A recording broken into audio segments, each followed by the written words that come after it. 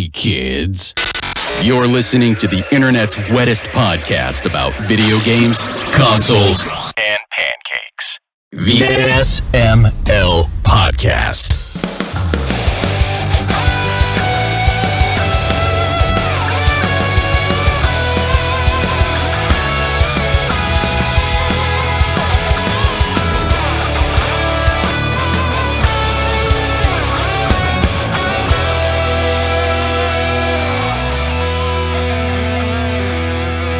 What's up, everybody? This is the SML Podcast. I am your host, Joe. Joining as usual, Cole. How are you doing? I'm surviving. I'm melting, but I'm surviving. If you can hear my fans, I'm not even sorry for that. Wait, hold on. You're not wearing pants? Well, you no, can hear her fans. Oh! I was just like, oh man, I didn't know that this was the pantsless episode. Dang it! I mean, when it's this hot, I'm usually wearing a dress, which means I am in fact not wearing pants. I'm only on camera, like chest up, so I can be pantsless all I want. Yep. And I am. Stand up and prove it. No. Yeah. We ain't trying to get banned on Twitch. I'm just lazy. I have shorts on, so no pants. It's good to know. I would say pants or shorts are pants, but according to the dress code that I had to sign recently, that's not true. So, high school dress code. Tell. No, like, I think I've talked about it before. Like, the dress code here is fucking stupid. And I know you mentioned that the dresses can't be 3 inches and they measure with the phone. Yeah, that's for shorts too. Oh God. Imagine being as tall as number one and getting dress coded while wearing Bermuda shorts. I don't know how tall number one is. Number one is 5'5". She's 17. A healthy height. Yeah. She's average. But she's been dress coded for wearing Bermuda shorts because they were 4 inches above the knee. Oh God. Yeah. I'm glad I didn't have to go through that shit in school. Yeah. Just don't wear racist shit and you're okay. Well, and here they don't even care if you wear racist shit. They just now care you're allowed if you're to wear girl MAGA hats. showing your clavicle. She has been dress coded for having too much of her clavicle exposed. Not cleavage. Right. Clavicle. You could see. Well, teens are all into that hot clavicle action. Yeah. You should just been like, why are you staring at my daughter's clavicle? Yeah, I've said a few choice words and they are not fans of me at that school. I can tell you for certain that they will be dancing in the aisles when she graduates this spring, and then they will be weeping in their office chairs when they realize they get my next one next fall. Get fucked. I have a kid in every fucking school system.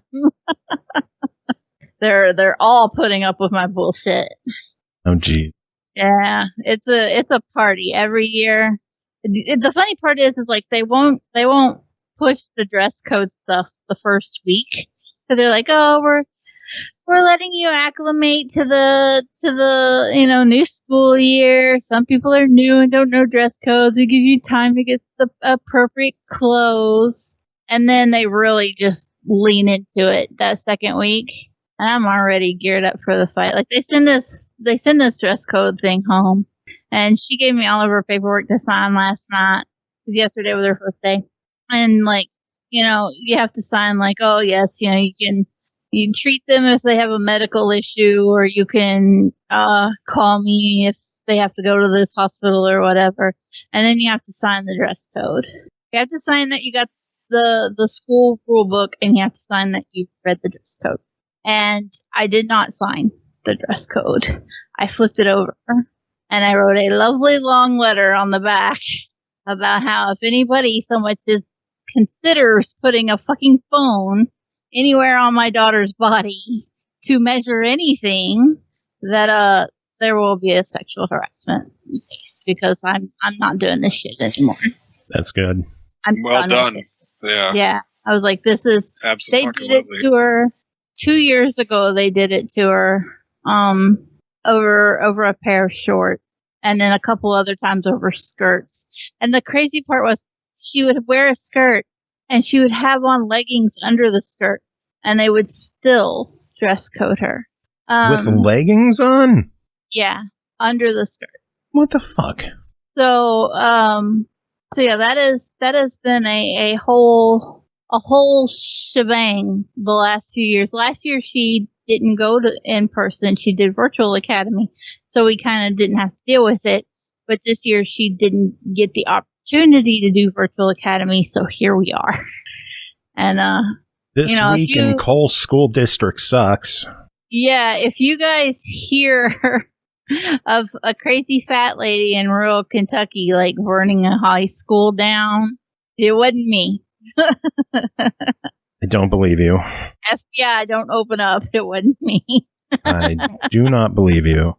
And I am going to restart the show because this is all evidence. And I don't want that. So video games. Joe wishes there was another way for us to be known nationally. Yeah. From the SMF podcast. Wait, what? No, they can't even get our fucking name right? There's no such thing as bad publicity as long as they spell your name right. I don't know. I they don't know if that's really never not true. Spell my name right. They always put an H in mine. Although when I did win my award for a painting I did. There's he is. When I did my award for a painting in January, they spelled my name right. It was like the first time ever. I was so happy. I think Ian's joining. Yeah, he joined, but he isn't showing video. Because I don't have a camera set up. Hey, we can hear him. Yay! Yay! No, but seriously, fuck this program. Yeah, no, I've literally had to reinstall it every time I come on the show because it always fucks out. Oh, man. All right, I'm going to have to get over to Discord eventually. That'll be another program Jacob would be like, how do I run it? Fuck you, I already have it on my phone. We use it for work. And he still doesn't know how to use it. No? So Ian Griffin, you're on the show. How are you doing, bud? Aside from technical difficulties, kind of hot and muggy. Yeah, it is. Ian, do you have swamp tit too? Do I have what? Swamp tit. No. Oh, not just quite me, huh? that bad. It's not quite that bad. That's unfortunate. I mean, not for you, for me, but you know. But yeah, it's been unbearably muggy and stuffy and crappy and ugh. But I'm doing okay. This show is such a train wreck. Ian, how do you feel about school dress codes? It depends on how anal they are. Do you believe they should be putting a cell phone on an underage girl's thigh to measure the length of her skirt? Run that by me one more time. FBI, open up. Did they put a cell phone on an underage girl's thigh to measure the length of her skirt? I think it's time you find a new school. Yeah. I was gonna say, isn't that like illegal in like 47 states? Probably at least a few, but they were doing that shit out here. Okay, there. Hold on. Let me put my phone right here on your thigh. Just need to measure the hemline here. No, I'm not taking pictures. This is a new measuring app. Uh-huh. Yeah. Here, why don't Oh, you wait, fit this on is my the lap level. while I Hold on. I know there's the app on here somewhere. This is the compass. No, I don't want to circle in figure 8 to get it to work. Just fucking work. Video games, though. Those are apps that work. Yeah, I was going to say Uncle Creepy is a little more subtle than that. Yeah, we should talk about video games. There was a lot of news this week. I guess the big news was Nintendo held one of their little indie events, and not going to go through everything, but some of the highlights. The big thing is the Axiom Verge 2 surprise launched. Oh, did it? Yeah, it launched on Switch, PS4, and Epic Games Store. Why? Because they could only get that done in time. Well, that's balls. They confirmed, or Tom Happ, the one guy who does it all by himself, confirmed that it is coming probably either later this year or early next year on Xbox. So it is coming.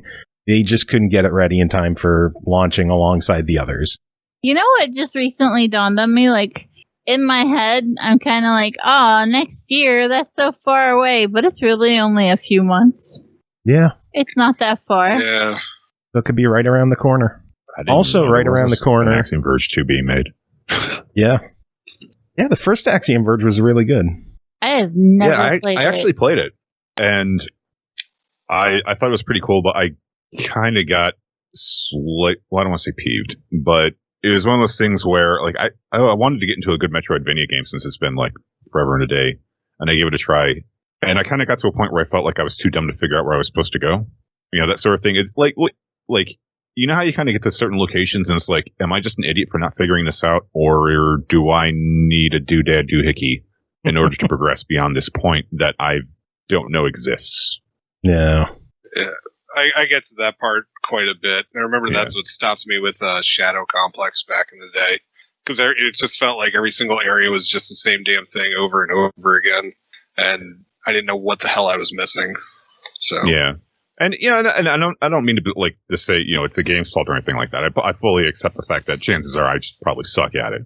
But it's just like, and for kicks and giggles, I looked up like a world record speedrunner on YouTube.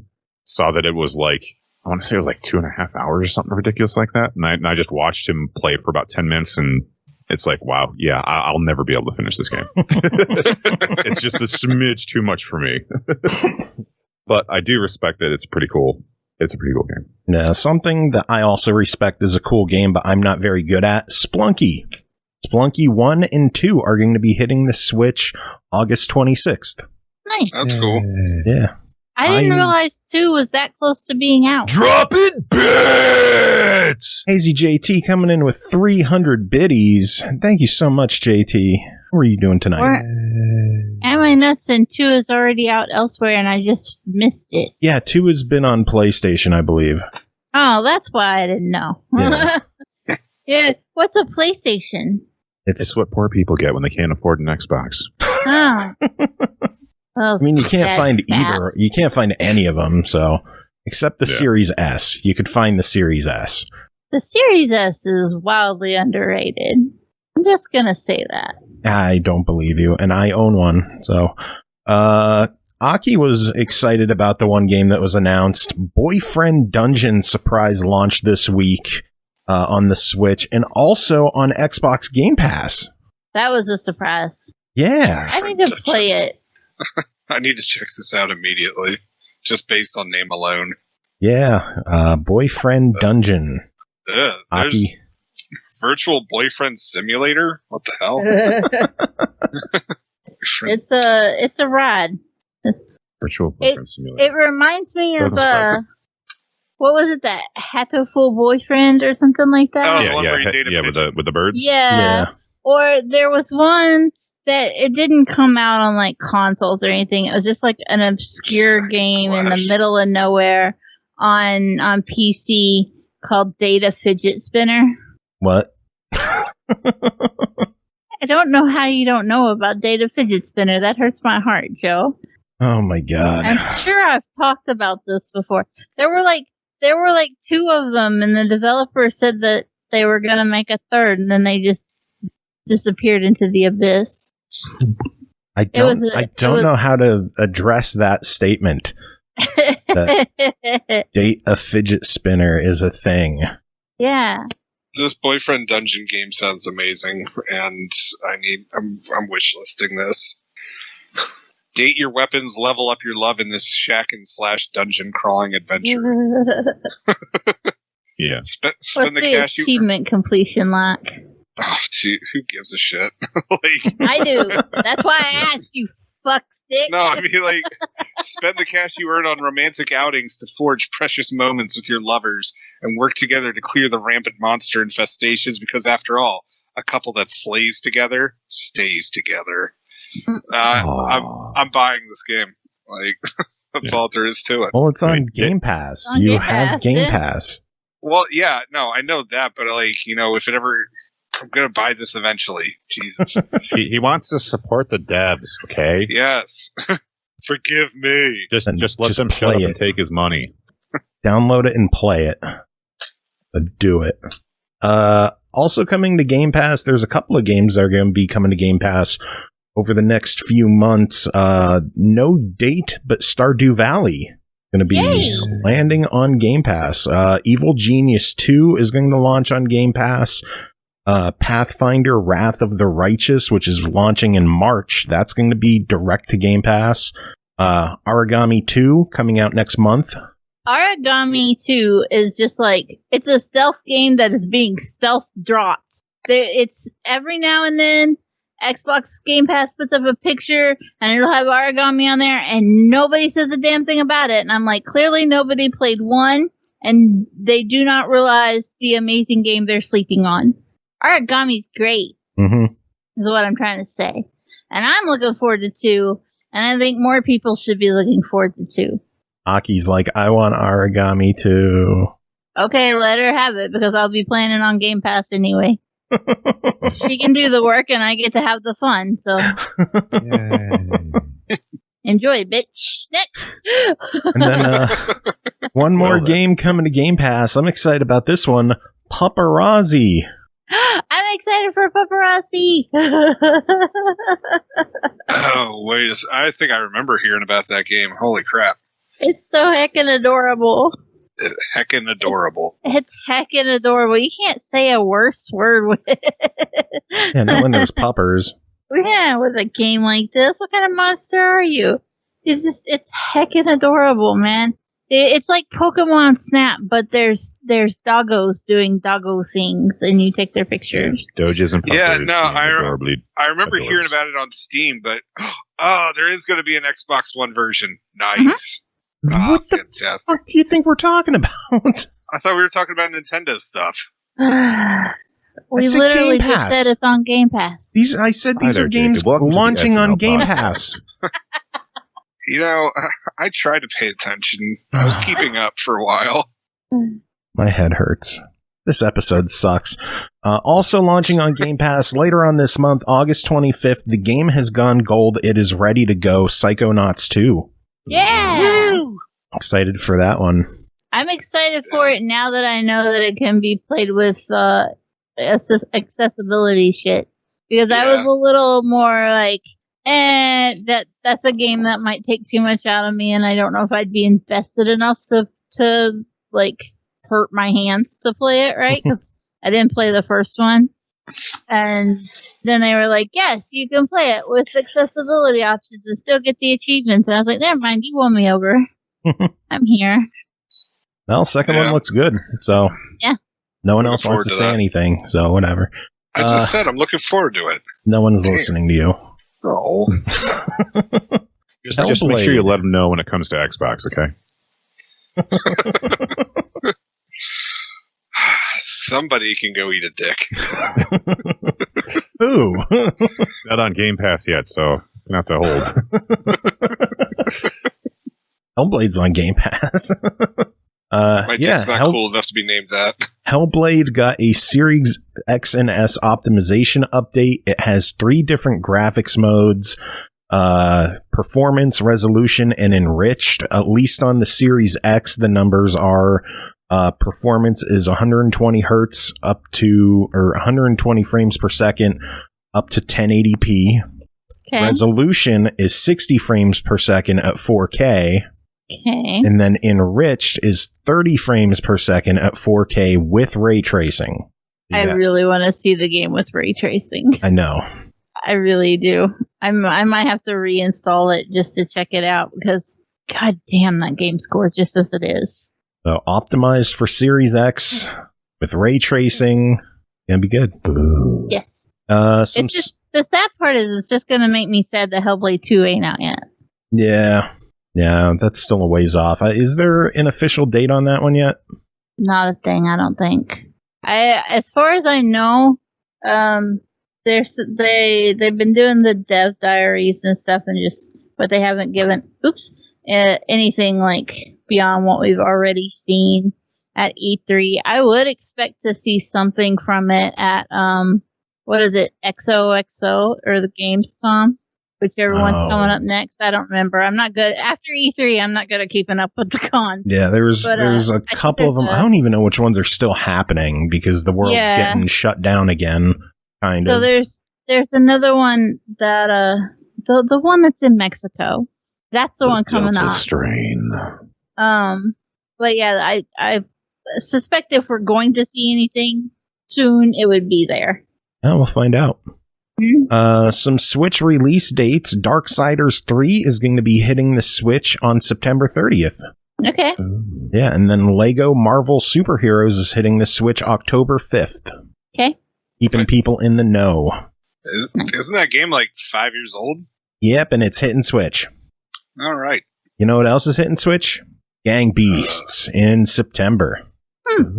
Yeah. And then October 8th. I'm always happy for more people to play more games. I'm excited. This one, it definitely has me interested because I'll be able to play it on the go. Tetris Effect Connected is hitting the Switch October 8th. Oh. That's cool. I wonder how they're going to get that performing on the Switch and how well it's going to perform and if there's going to be like any graphical downgrades, anything significant. Yeah, I don't know. What happening. What if the Switch version is just being streamed from an Xbox? That's how they get the graphics. Don't think it works that way. It might. You don't know. You think it don't, but you don't know that it don't. Speaking of people who wish they knew stuff, Typhoon Studio, do you remember them? No. Typhoon Studio, they were the ones who developed Journey to the Savage Planet. They were bought by Google. What? And then they were shut down. Yeah. That sounds about right. They have now reformed. The majority of the staff from Typhoon Studios have reformed under the banner Raccoon Logic, and they have regained the Savage Planet IP. So they are going to get back to work on the series. Oh, shit. That's great. Good for them. That's like, the company that made Crimson Skies, they did the same exact thing. Like, the company went out of business. They quickly reformed a new company and then sold the Crimson Skies IP to the new company for $1. That works. Yeah. Man, I had $1. I'd buy that for $1. Well, with all the good news, there has to be a little bit of bad news. They're being backed by Tencent. Well, at this point, who isn't Tencent putting their dick on? Yeah. These nuts. They probably have Tencent's dick sweat somewhere on them. Okay, we're not talking about dick sweat. We are. We're going to talk about sales figures. Resident Evil Village is up to 4.5 million units sold. Nice. Resident Evil Biohazard 7 is at 9.8 million. And Monster Hunter Rise is at 7.3 million. That's great. Yeah. Good numbers for Capcom. They are doing good. And then last bit of news I have is that Kotaku reports that a long-rumored GTA Trilogy remaster is supposedly going to be releasing this late October, early November for all platforms. Just in time for Christmas. Yeah, and that'll be a remake trilogy of Grand Theft Auto 3, Vice City, and San Andreas. Which also leads in with what people were figuring because they were DMCAing all those mods that were essentially total conversions. Yeah. Into Grand Theft Auto 5. So, well, there we go. Yep. You missed one piece of news. I miss a lot of news. That's why I say, hey, do you have anything you want to talk about? You missed one thing. It's only kind of small, but I'm excited about it. How excited? Back 4 Blood is gold. Ah, yeah. Yeah. And there's an open beta for that as well, isn't there? There is coming up. It should be open now, today. Yeah. Did they fix the zombies yelling the certain racial epithet? Okay. So, they don't yell the epithet. Right. It can be mistaken for it.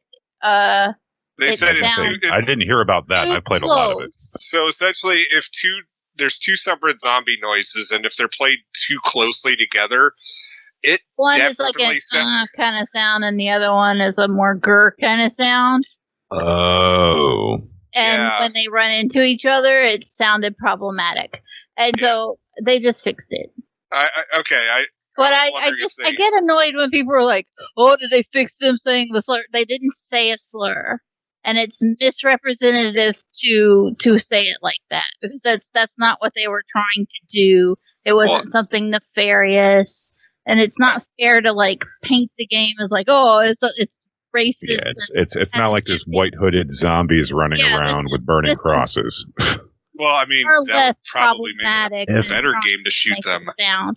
When you sensationalize it like that, and I don't like that. Yeah, suck a dick, Jacob. Don't sensationalize bullshit that's not true. Yeah. Have a nice. Well, I guess I've been told. Okay.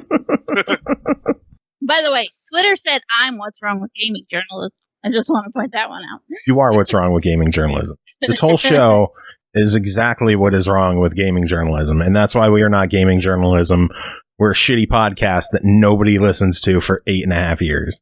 Technically, this is a sad thing now, but also mostly. Would you say you like? You're like so much tonight. You're just trailing off. I'm sorry. I was scratching my lip. Technically, I am gaming journalism now, right? Because like I write about games for Windows Central. Oh well, then yeah, you are gaming journalism. Get the fuck out of here, you and your legitness. Well, here's the thing. You just got to look at the silver lining. You know, you got to look at the glasses being half full by using the Jack Sparrow meme. You know, it's like you guys are like the worst gaming podcast I've ever heard of. But you have heard of us. You have heard of us. That's right. Again, there's no such thing as bad publicity as long as they spell your name right. They spell your name right. No. Excuse me, like I'll give myself a piece of pie. Sometimes they got to give you some pie, and then they spell your name right, and then it's just a good deal. You want a damn glass of sweet tea? Yeah. Jacob, what kind of news do you have? I don't want to say. I know, I might sensationalize it, so, you know. Yeah, we have Mr. TMZ over here. Yeah. Well, big things are happening with Cookie Clicker. You won't believe after this commercial break. Oh my god. It's getting a Steam release on September 1st. $5 gets you essentially it's just a version of it for Steam that has Steam achievements and cloud saving. So if your cookies ever get deleted again, then you don't lose your game. Yeah, I don't know. Joe actually got me into it years ago. Joe, do you even still play it? No, it's been years since I've played Cookie Clicker. Oh, well. You haven't beaten Cookie Clicker by now, guys? No. Seriously? Honestly, they went too crazy with it. They just put too much weird shit in the game, and I kind of got scared off.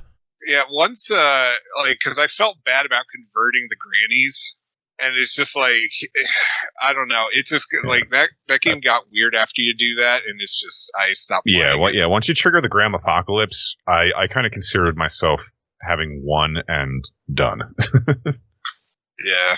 I mean, apparently there's a way you can turn them back and kind of revert it so things don't get weird. But they don't. Yeah, but it's still weird though because it's like they still have the memories and like they still reference it, and it's yeah.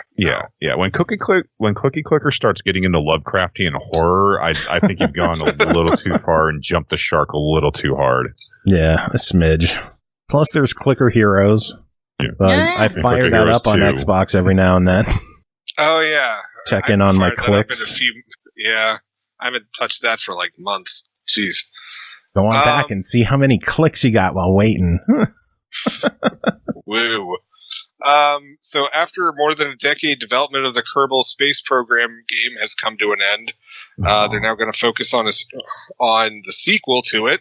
Yeah. However, there is still a next-gen update for PS5 and Xbox Series X/S due this autumn. But pretty much after the 1.12 update, it's the last one. So quitters. Gave up after 10 years. The Intellivision Amico has been delayed again. Is now going to launch this fall by Christmas, hopefully. When was it supposed to come out? October 2020.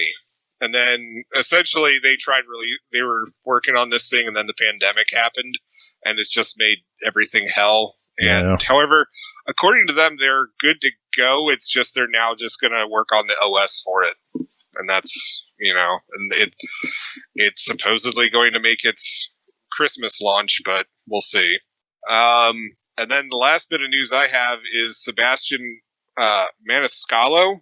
I'm not entirely too sure how to pronounce his last name.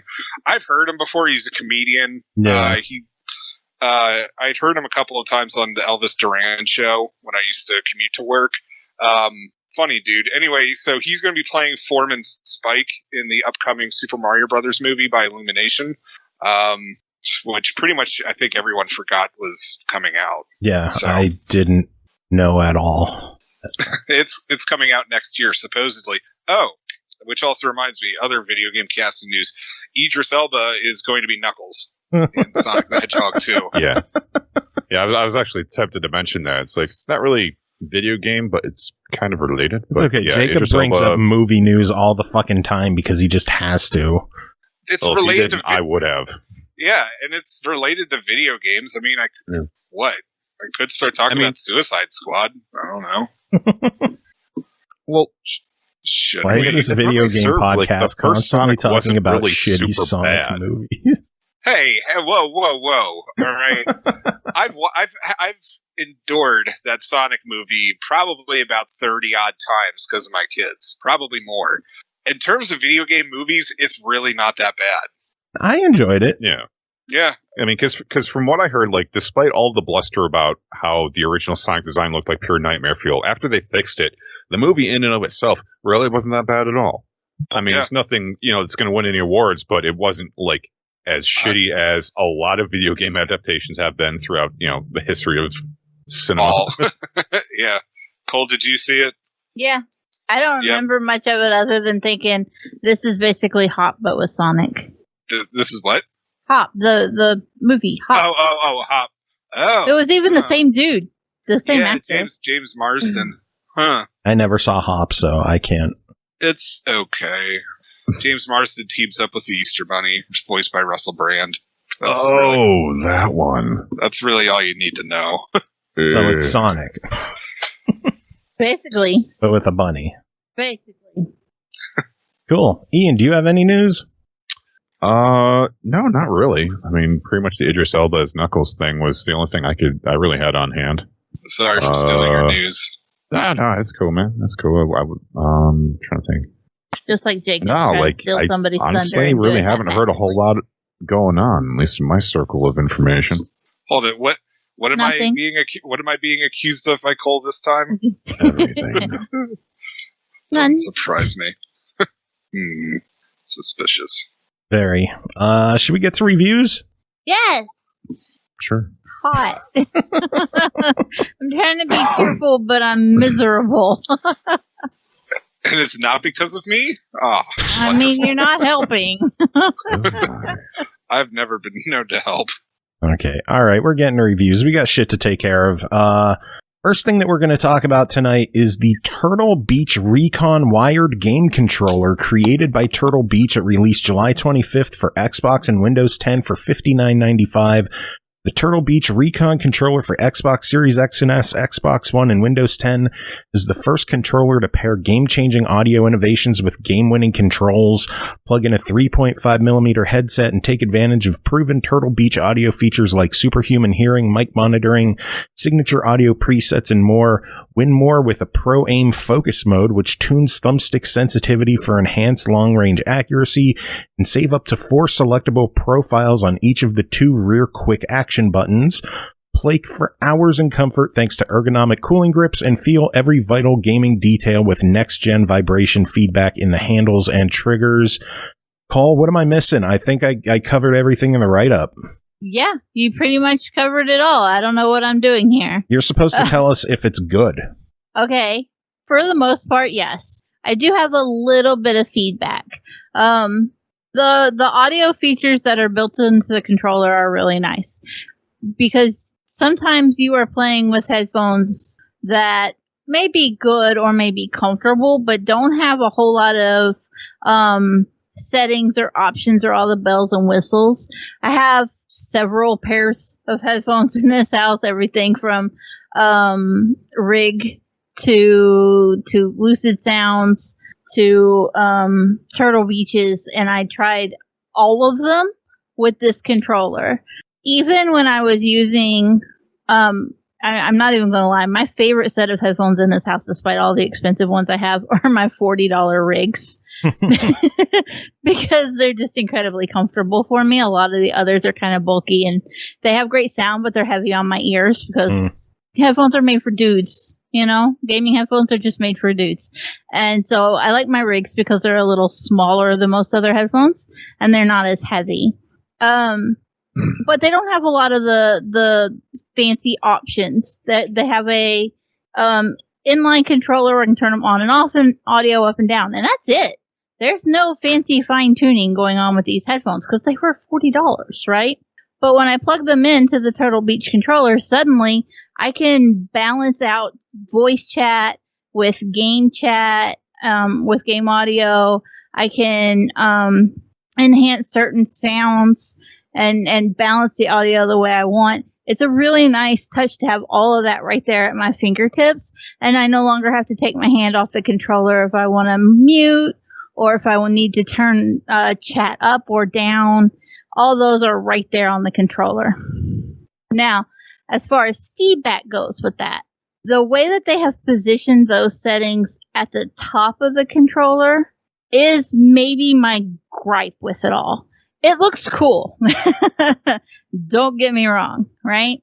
But the having all of the buttons for the precision aim and the voice chat and everything, they take the place of where the home button is on a normal Xbox controller, and then the home button is moved down slightly. And it took me an insane amount of time to get used to reaching over to the home button and not reaching so far up. In addition to that, you have to take your hand off of either the thumbstick or the face buttons if you're going to mess with any of those. I would like, though, if they had been down at the bottom instead. If maybe they had bumped out a little bit on the bottom of the controller and put all those buttons down there so that it would have just been a little quicker to like slide your thumb down and hit the volume rather than having to push up for it. Most people aren't going to give a fuck about that. Okay?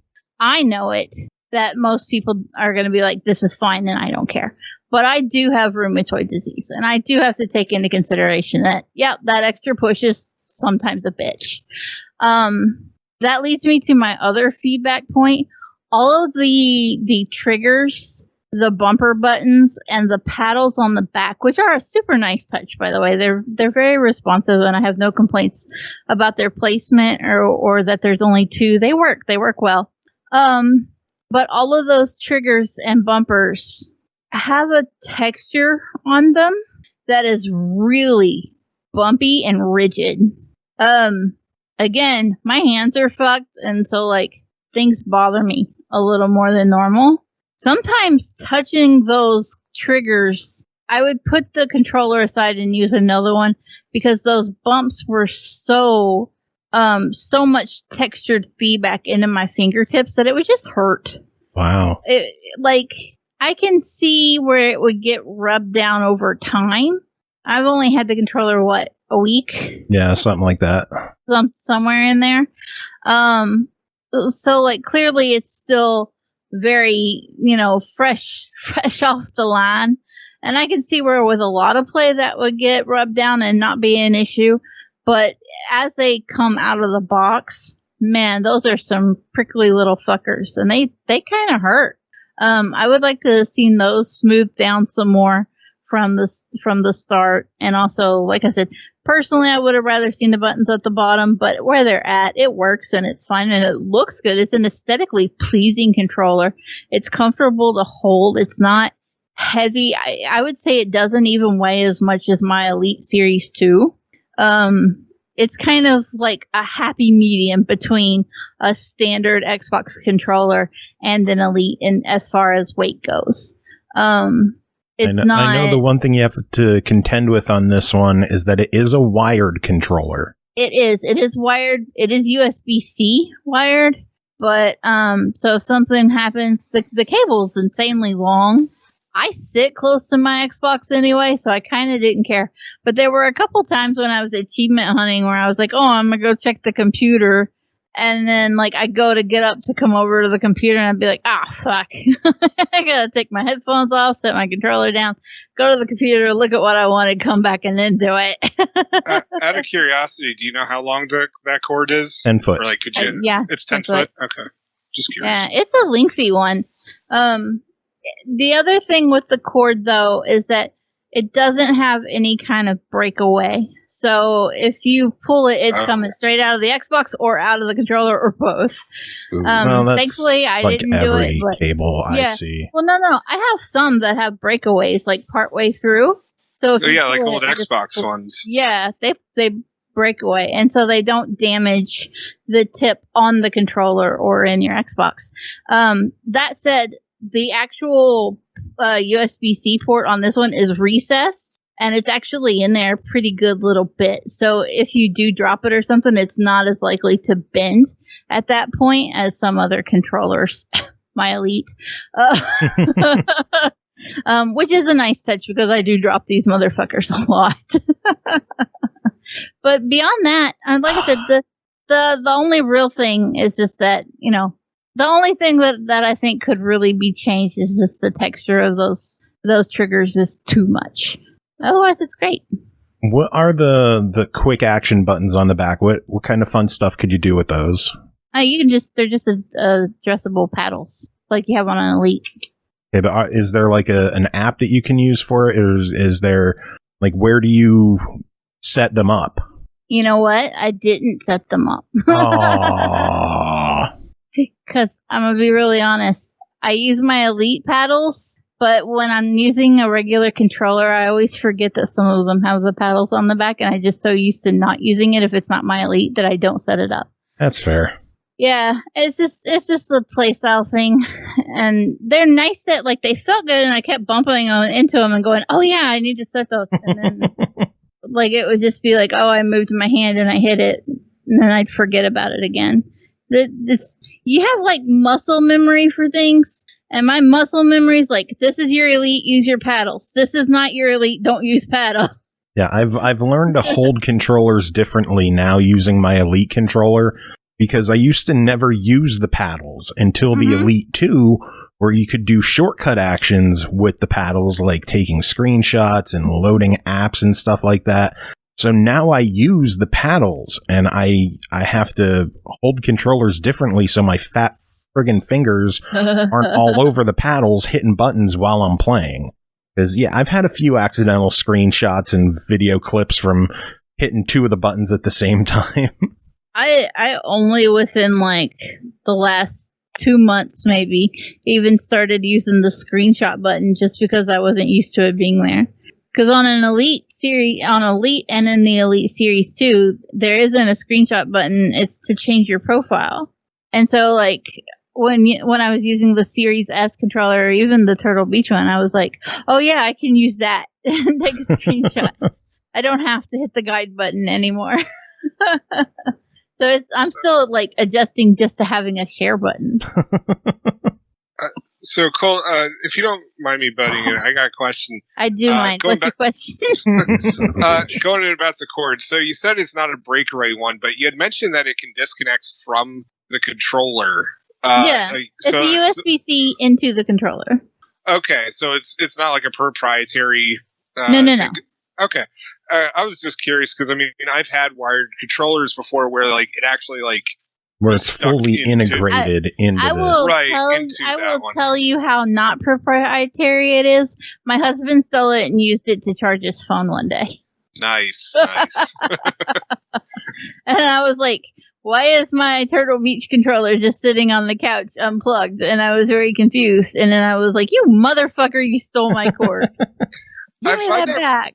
I find that real curious that it's just like, I mean, they've made it like that, but like there's no like wireless adapter for it. Like, I don't know. I just find that real weird. It's probably a licensing issue with getting the wireless from Microsoft would be an extra charge, and it would cost so much more. So that's why they have cheaper wired options. Can the Series X do Bluetooth controller? No. Okay. No, it just does Microsoft's proprietary wireless. Got it. I didn't know how that worked then. I know you can use a Xbox controller with Bluetooth on a PC. Yeah, because the controllers have Bluetooth. Yeah. But so the I wasn't console sure doesn't. if it was an option on the console as well. That would be nice if they did add that in. But here we are. Yeah. Well, $60 on this controller. What do you think of it? I do think it's worth it. Especially like if you're using a headset that doesn't have a lot of inline options on its own, and you want a little more control over your audio while you're playing, but you want it there at your fingertips. This is a good way to do it. Yeah, I definitely give it a buy it. Cool.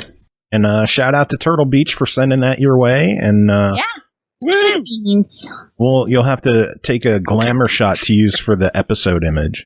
Ugh. Hate taking glamour shots. I'll do that though. Tough shit. You gotta do one.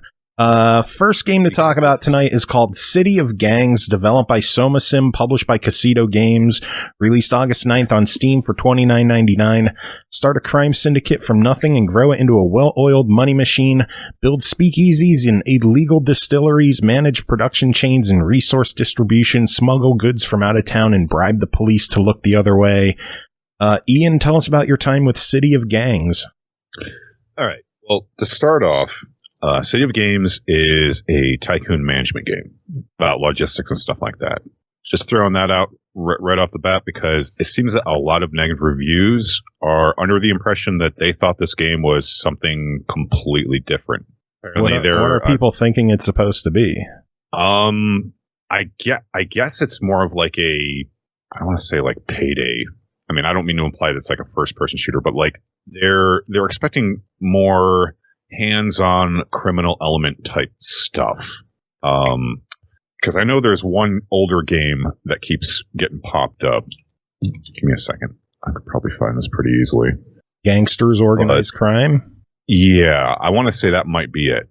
People are expecting that and didn't get it, and some of them are blaming mismarketing, while basically replies are like, dude, read the fucking game description or, it's your own fault.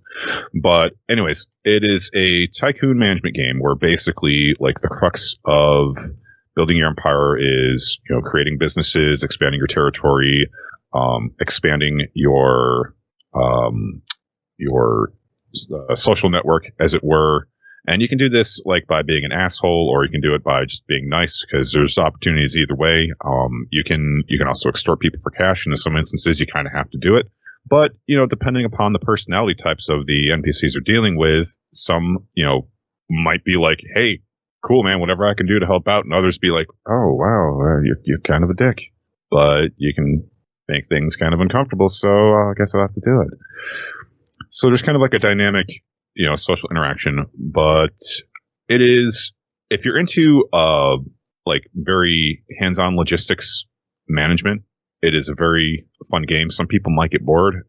It does kind of cater to a certain taste. But there's a lot of interesting and nuanced systems in place, such as like when you're, like, for example, let's just say you have, a bootlegging operation going on and you're producing, homemade beer. What you have to be mindful of is the more deals you do at certain location, the more the heat will rise, and the more likely it is the police will drop down on those locations to see what's going on. And if the police is camped out on a specific corner, then no one at that corner is going to want to do business because, well, the police are right outside and, I don't want to go to fucking jail. And just to explain some of the terminology, a corner is basically like, it's sort of like a city block. It's like a unit of movement. So when you have your character in a car and he's zipping around and he has like a movement of 8, that's how many corners he can move across the map. And as one thing I will definitely give a thumbs up to is that the maps are huge. Yeah, and there's actually some of the screenshots on the Steam page, and they look like really big maps, like some legit big cities that you're going to be working with here. Yeah, because let's see, on my farthest game, I have I don't even really have like a whole lot of corners, as it were, because I kind of built up a central business and I kind of have my little niche carved out, and I'm kind of happy with where I'm sitting at. So I'm just kind of focusing on the business aspect as opposed to territorial expansion.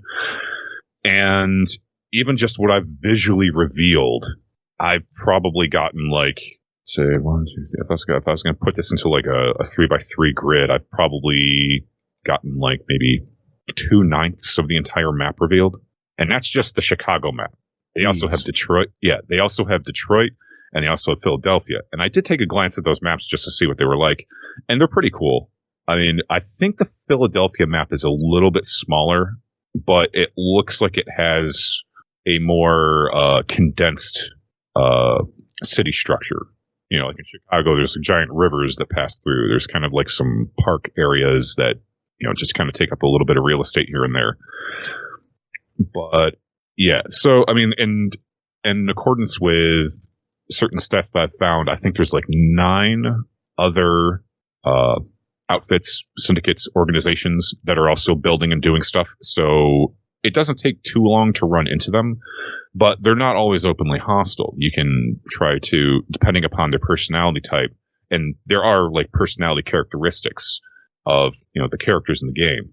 So, for example, you know, when someone says, "Hey, I know someone that's looking for a job," it's like, okay, well, let me take a look at them, and you can look at the personality types, and you can like, well, this guy might be good as a thug. This guy might be good as a manager, because you can install managers in your operations to increase their efficiency, you know, get more product or get more money on the sell. And, you know, some outfits might want to work with you. You know, sometimes you'll get like these little, they're called corner hooligans, where basically they just own like a block. And depending on their personality type, they might offer you with a really convenient hookup. You know, because sometimes maybe a certain resource for a certain operation is kind of hard to come by, or just grossly inconvenient to constantly buy.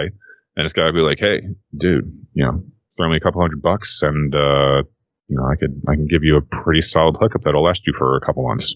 You know, and it's just about, you know, it's about networking. There's a lot of interesting nuances to the game that make things really interesting. And admittedly, it might be a little overwhelming depending on how hardcore you like your management sim. I was just about to ask if this is something that's like super complex or if it's casual friendly. Well, there is a tutorial, and it does a really good job of explaining the basics at a very comfortable pace. Because this is, you know, because at first, you know, once I kind of realized that this is like, you know, like, okay, this is a pretty in-depth management sim, I was kind of worried that I was going to be overwhelmed. But it's one of those things where, like, if I started streaming my current game right here and now, you guys would take one look at it and be like, oh, Jesus Christ, like, this is way too much. But if I started a fresh game, if I started a fresh game and you guys watched me play and slowly build, you know, you'd kind of be like, oh, okay, so you just kind of start out simple with this, and then you kind of expand into this, and then it kind of expands into that, and then you kind of get this to supplement that, and it just kind of slowly grows, and then you kind of, after a couple of hours of playing, you look at it and you're like, wow, I really kind of blew this shit up, and I've got a pretty solid lockdown on it. So, you know, in a way, it does look really daunting, but once you, like I said, it has a really nice tutorial, and there are little details that the tutorial doesn't get to explain, but this is one of the games where a lot of stuff that you're just going to have to find out by, you know, trial by fire. No. Well, and not necessarily in a bad way, but I think the only negative I have about this game is that it could do with some quality of life changes. Like, there are certain things that feel a little, I don't want to say inefficient, but just kind of nitpicky things, like, because there are some notifications that I feel should be very hammer you on the head. Like, for example, if you're expanding your territory, you have to set up a front. And in order to fund that front, you have to make sure that they have the appropriate amount of money to, you know, acquire the area around where they're located. And if they are suddenly going into debt and they don't have the money to continue doing it, not only do you lose that front, but you will also lose any of the territory they acquired on your behalf. And on top of that, they kind of hold a grudge because you left them hanging, and they won't want to front for you again. So, you know, it's kind of important that you know if, you know, those guys are in dire straits or not. And the game doesn't directly tell you. You basically have to look for a tiny little icon on their little on their business icon. Because that actually happened to me, because I wasn't paying attention. And I didn't realize someone needed some cash, and all of a sudden it's like, I don't feel like fronting for you anymore.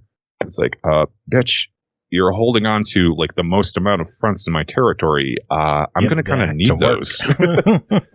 But unfortunately, she's kind of pissed off at me, so she doesn't want to do it. And it's like, okay, well, I guess I'm going to have to reload. But yeah, if you're into Tycoon management and you kind of like that level of managing, it's, like I said, it might look overwhelming, but it does a pretty good job of teaching you how to do things. And you can build up you can build up as much or as little as you want. It just depends on how aggressive you are. The game lasts for, air quotes, 10 years.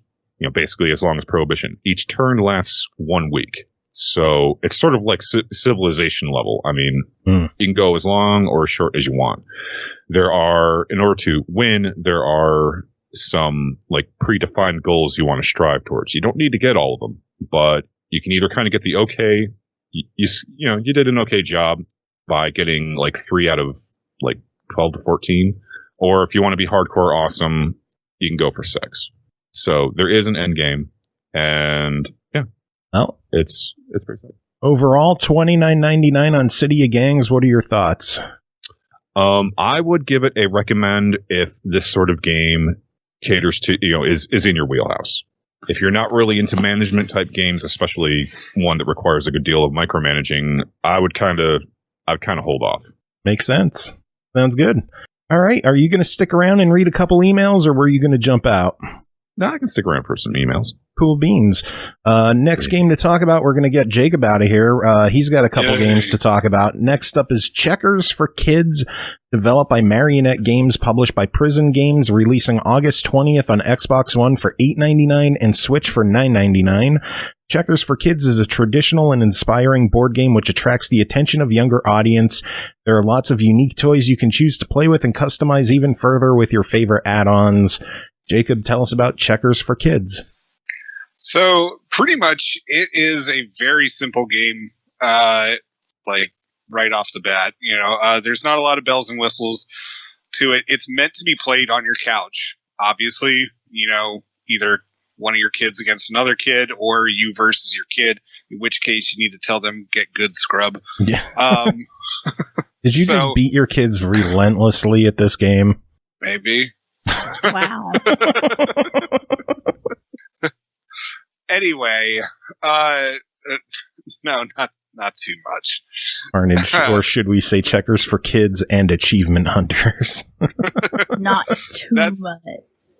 That's also an apt description. So, so the thing is that the game, like the other games that I'm going to be reviewing tonight, this doesn't really have much of a tutorial. In fact, this actually had the most of a tutorial than the other 2 games.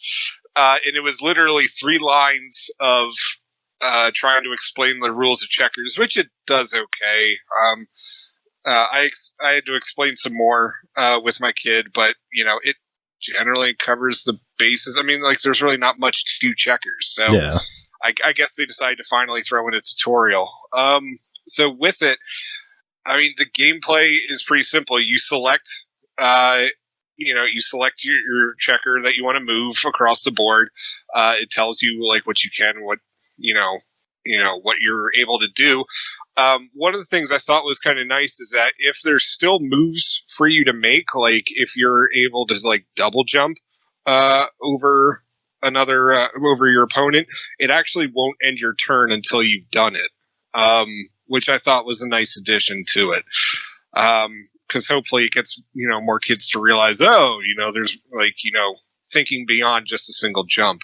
Other than that, there's really not much to the game. There is a fish tank that you can look at and immediately get an achievement for looking at. You can decide what toys you want to represent your player side. And there's like 20 odd toys that you could choose from, like going from like little Gundam looking robots to teddy bears, to, frogs, that kind of stuff. And then there was one other feature, and I think it was just choosing what colors the game board area is. I think that's what it was. Like, there's really not much to the game. Yeah, it's very straightforward, very basic. Right. It could do with some more. I'm glad that there's not. As much as like I usually harp on like, oh, there needs to be an online portion for this. I'm okay with this not having any kind of online. Yeah, I really don't think it would be well populated if they did spend the resources to make an online version of this game. Well, even then, the whole thing is that this is meant for kids. Yeah, it's meant as like a safe place for a kid to learn checkers, ideally with a parent or grandparent playing alongside them, who is going to talk trash the whole entire time. But out of the three games, this is probably the most accessible. I didn't get 1,000 out of 1,000 on it. The achievement list had not launched yet, so I'm not exactly sure how to trigger everything. But I got a decent amount for it. So achievement hunters will be very interested in this game. Well, overall, it's $9 on Xbox, $10 on the Switch. What do you think about it? That's a tad steep, in my opinion. I would have been fine with $5 for this. Unless you got a kid that you really want to teach checkers to, or you're really just that desperate for 1,000 points. Hey, I wouldn't put it past some achievement hunters. Yeah, no, I wouldn't either. I mean, I'm not okay with $10. If it was $5, that's totally, that would be definitely worthwhile for it. But 10, I can't. I really can't recommend it at 10. It would have to be like special circumstances where, as I said, this is grandpa's chance to play checkers with his kid or something like that. Well, it's $9 on Xbox. So. Well, at the same time, though, I feel like a physical, board of checkers also costs $9. So it's like. It doesn't. It costs like $5. Yeah, but then you have to go to the store. No, you can order that shit on Amazon. Yeah, or you just do curbside pickup as Target. We're terrible at reviewing games. Now I'm tempted to look. Checkers game for kids. Well. Cole, did you get some time with checkers? I did. What did you think of it? I thought it was fine. I thought it was really pared down and simple, but also it's for kids. It's in the title. So it kind of, gave you what it promised, right? So I couldn't really say anything about it. I was impressed that you could, change up the checkers board and stuff. I would have liked to have seen more set options, though. Because you just had the My Room, unless I was too stupid to figure. You could change the colors of it, but you couldn't. There wasn't. It would have been nice to have, a checkers board on a tabletop, or a checkers board on the kitchen table, or, outside at a picnic type of setting or something. I would have liked to see board in the bowels of hell. Well, I already feel like I'm in the bowels of hell with this heat, so I don't know if I need all that. Another thing I would like to touch on with it, I thought the AI was very, very simplistic. So I mean, it's good. It's good as a beginner level for kids, but once they get the hang of checkers, they're going to annihilate the AI every single time. I played through it. I played one-on-one by myself a couple of times, and I never lost more than one piece to the AI. So, ooh, fancy Mr. Checkers over here. It's really not that hard to beat the AI. Well, again, the game is checkers for kids. Joe, I will not apologize for being a winner. Next game to talk about. Next game to talk about is called Perfect Traffic Simulator, developed and published by Prison Games, released September 3rd last year for $9.99. Imagine the world without drivers. It can't end well unless you'll control them before they start their journey. Take control of each car on the streets and strategize your moves so cars driving on full speed smoothly pass by each other without waiting any second in traffic. Each scenario will require different approach, so please be careful. With great power can come great responsibility. Jacob, tell us about your time with Perfect Traffic Simulator. So you know how I said I will not apologize for being a winner? This is not one of those times. Because you are not a winner? I'm not a winner. Yeah. not with this one. We didn't see that coming. Oh my god, plot twist. Jacob's bad at a game? What? Oh damn it, did this drop? No, you're still here. He's just ignoring us. No, I got it. It's giving me like a red thing, which sometimes means that like the call's not. Anyway, all right. So hopefully you can hear me. Yeah, we can hear you. Skype. Okay, cool. Hooray, Skype. So as I said, these 3 games that I was given, they don't have much in the way of tutorials. Perfect Traffic Simulator actually has literally no tutorial whatsoever. And so you're just kind of tossed in there, and you have to figure out the mechanics yourself. And since the game didn't explain it, pretty much what you try doing is that there's usually like 2 or 3 different traffic routes all going at the same time. And you have to somehow synchronize it so nobody crashes into each other. And that's it. Which, I mean, it sounds really simple, but again, there's no explanation. And you're just given this like path of road where you're able to space out the cars between multiple lanes. And of course, you have to switch the cameras every single time between each lane. Like there's no like massive overview, which is a little disorienting in itself as you're trying to swap between the different cameras.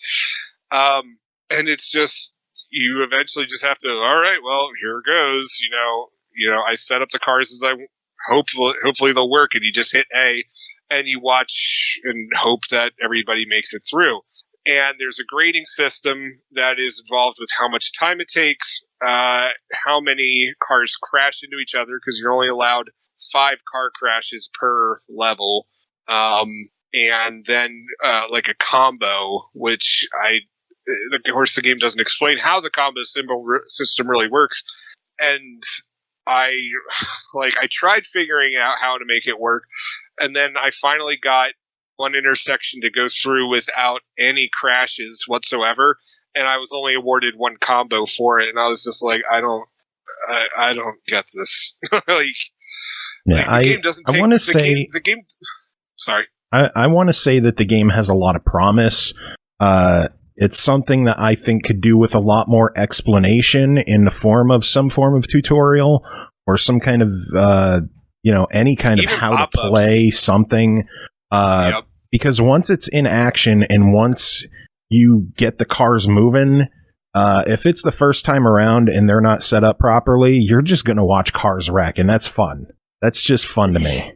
I thought it was okay like the first couple of times, but I would like to point out that if you pause the game and then go to the controls to where it shows you the map of the controller, on the right hand of that, there is a guide that tells you the rules of how to play.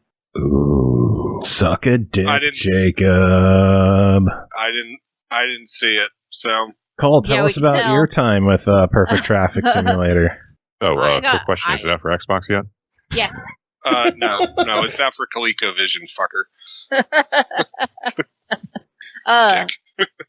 I got a perfect. I got a perfect. I'm cold. That's what I sound like. Because, unlike other reviewers here tonight, I'm actually good at the games I play.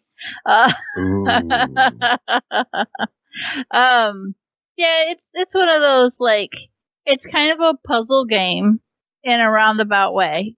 You wouldn't look at the description of it and be like, this is a puzzler. But the whole point is just to line up the cars in a way that they're not going to collide into each other. Although, there's an achievement for just letting that shit happen. And I've been known to sit and just giggle. I told you. It's unfold. Just watching chaos unfold is fun. Because physics is fun, and it's got decent physics. I think the cars wreck and fly around really well. I wish they crumpled more. Yeah, I wish there was a little more actual car damage happening there. Like, some spilled gasoline, some smoke. That'd be funny. No, but I guess we're asking for too much. The point of the game isn't carnage. The point of the game is. I don't know if you're going to make an achievement for that. I think it's like 500 rags. So At that point, Carnage, they yeah. should give me a reason for the carnage. Name it after Carnage. Yeah. Carnage. I Ha! quit. $10 done. on this one. What do the two of you think?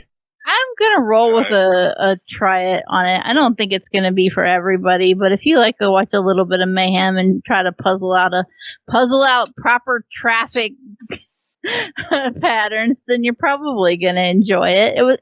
It's one of those that like it's fun for a little while, but you don't want to sit and binge it for 8 hours. No. Yeah, no, like I'm a hesitant try it. Again, I'm not thrilled with the $10 price tag on it. Some reason I thought it was like $5.99 or something. No, I don't the know, next one's but- $5.99. Ah, crap. Okay, that makes sense. I don't like. There's an achievement in there. I think it's like play the game for 12 hours straight, and I'm just, or not straight, but like play the game for 12 hours total. And I just saw that, and I was just like, oh, bless your heart, you're thinking that I'm gonna, like anyone's. I'm gonna idle that do shit. I'm this. just gonna leave No, it you on can't. overnight. You can't. Can you Yeah, not? No. Or that's actually an interesting question. Like, if you leave it, no, because I think it only counts when the game is active, like actively, like you're at, Like the cars are moving. Yeah, I think it only counts that because like somehow I have to check through achievements. I think you're lying at me. Either that or else it's only while you're in the level itself. So yeah, that's actually a good point. Now, but I really think it's only when things are in motion that it counts for anything, because it felt like it told me I had only logged in like 5 minutes on the game, and I was just like, bitch, I've been here for over half an hour. Like, don't tell me I've only been here for 5, because I know how to keep time on a digital watch. Oh Lord. Anyway, third Prison Games game to talk about is called Royal Tower Defense, developed and published by Prison Games. Released January 28th on Xbox One for $5.99. Land of Orcs have expanded in the last few decades and defined new borders which are dangerously close to us. They depleted resources on their lands, and it's only a matter of time before they try to put their hands on our kingdom. Diplomats were already sent to peacefully ask Orcs to back off, but they never returned. The sign was clear. There's no place for negotiations. Jacob, what's going on in Royal Tower Defense? Before I start talking about this, Cole, did you play this as well? No. Okay. All right. Well, so I can't sit here and tell you're a fucking slacker for this. Right. Because I was just like, because I'm just like, I'm going to start talking about this for like 5 minutes, and Cole's going to be like, no, bitch, there was a tutorial. All you had to do was just do the Konami code. Are you relieved? Go to the settings and read. Are you relieved that I can't tell you're a fucking slacker this time? Well, I mean, you just go eat your pie. Anyway, Royal Tower Defense. So once again, there's no easy to discern tutorial. Cole's now got me wondering if there actually is a tutorial in there, like just hidden, like under settings. I don't think that there was. I'm like 99.9% sure that there isn't, but the game doesn't take time to explain itself. There's no tutorial level. There's nothing at the beginning to explain how exactly the game's played. You just plop down your tower. I mean, it's a very basic tower defense game. And honestly, if you had told me that this was like a remake of like a Newgrounds game from like, late 2009, 2010-ish, or even like a mobile game, I'd be like, okay, yeah. Because that's about where the graphics are at. There's not a lot of polish to it, but so the game just kind of throws you in there. You build your towers, the orcs come invading. Your towers just start shooting arrows, and as you kill off more orcs, you get more money, and then you use the money to upgrade your towers and stuff like that. And you just keep doing this until all the orcs are dead or your tower defense falls. So that being said, there's not a lot to it. The game's difficulty does ramp up pretty quickly, and the thing is that you're supposed to be on top of upgrading everything, but of course the game doesn't take time to tell you that, and so eventually you're going to run into a level where you're just like, well, why the hell, why are my defenses absolute shit? Well, you didn't upgrade, or oh, well, here's a new enemy, and this kind of tower is ineffective against it, so you now need to build a magic tower, or you need to build I think they called it a castle, like soldiers come out from it and stuff. I have a question regarding the lack of tutorial. The store page says, what's new in this version, tutorial added. Yeah, I was just about to mention that. If it is, I don't know where it's at, because I know I looked through the settings and I know, like, when you start up the game, there is no tutorial. I mean, like, as dumb as this sounds, maybe he's playing an older version. It should have updated when I downloaded it. There is no old versions on Xbox if you're online. Yeah, there was no tutorial when I started it, like, unless they're counting the beginning when it gives you we sent away our dignitaries, but none of them ever came back. So it's clear the orcs, want our hide. Princess, what do we do? Blah blah blah blah blah. It is possible that they might define tutorial as, hey, this is a tower defense game. You got to place towers. Like, have fun. That honestly wouldn't surprise me if that's what constitutes it as now. But there was no. Like, there's nothing obvious to me that said tutorial with it. So, well, as it stands, $6. What do you think? To be honest, I'm actually for this game. It, like, if you can ignore the fact that it doesn't explain itself, I thought it provided a good challenge. It's a good pick up and play game, and I mean, honestly, as far as tower defense, I thought it was pretty solid.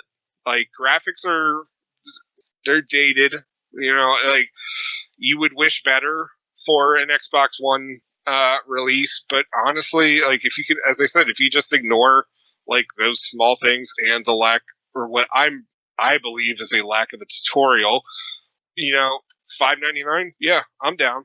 Cool. All right, so that is it for you. That is our trilogy of prison games. Woo!